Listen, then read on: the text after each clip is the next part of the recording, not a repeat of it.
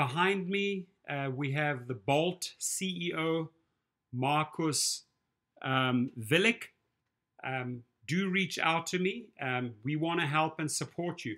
This, my friends, is the first legitimate contender that I see with the moves that they're making that has what it takes to take on Uber and Lyft, right? Forget about the vibes, forget about the trips out there, the multi-level marketing, the Ponzi schemes, they're going nowhere, right?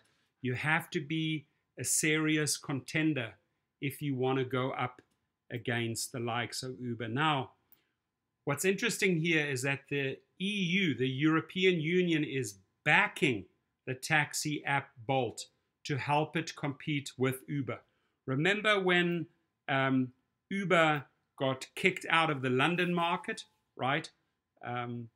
Immediately Bolt moved into that position and started taking drivers. The European Investment Bank has provided Estonia, that's where it's from, with $56 million venture loan. The financing will be used by Bolt to invest in ride-hailing and food delivery. Key services also offered by Uber.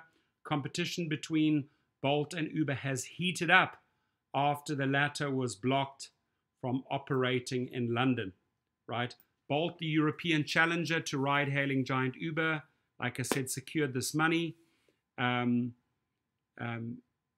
has invested in Bolt through a venture loan, which is used as an alternative to taking equity in a startup to avoid diluting existing shareholders' ownership.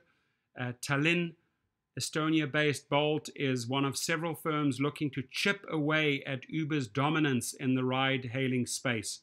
They were founded in 2013. The firm was initially called Taxify, but since changed its branding to offer more services like scooter sharing and food delivery. It currently has 30 million users in 150 cities across Africa. Mark my words, these guys are making inroads into the European market. They're getting the funding. 30 million users is very, very impressive. 150 cities across Europe and Africa is very impressive.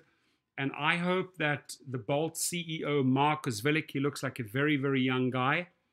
I hope he reaches out to us. We want to support him through our YouTube channels.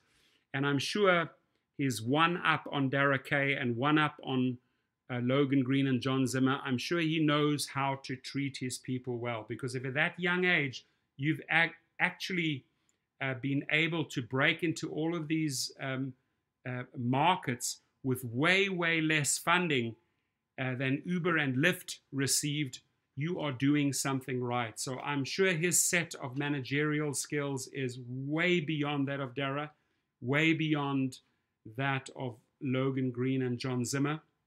Understand one thing. This guy did not receive the billions that Uber and Lyft received, and he is now being regarded as a contender. And the moment this guy comes into the United States, I will help roll out the carpet. We will recruit. I remember recruiting back in the day 13,000 drivers for Juno. They were a bunch of slim shadies with a lot of broken promises. They folded. They leave with their tails between their legs. But this, my friend, is the real deal in my eyes. I've done the research on them. For 2013 to 2020 to break into 150 countries with 30 million users with a fraction of the money, that Uber and Lyft received. Now that he's going to places, even the EU, the European Union, is backing him against Uber. So they are major contenders in Europe and in Africa. And just watch when they hit the US shores. We will be there for you, Marcus Willig. We will be there supporting you. Give us the referral codes. Show us the ways how we can earn money with you. We will download the app. We will get the YouTube videos going. We will set the social media alight. Because the one thing that I welcome is a serious contender against Uber and Lyft. Only then will they start listening. Understand one thing, Uber and Lyft are working together. They're both up here in Northern California, right? They announce things at the same, they're talking, they have a phone line going, right? But now you have a third outsider coming in and shaking it up. Just watch what will happen. It's just a matter of time.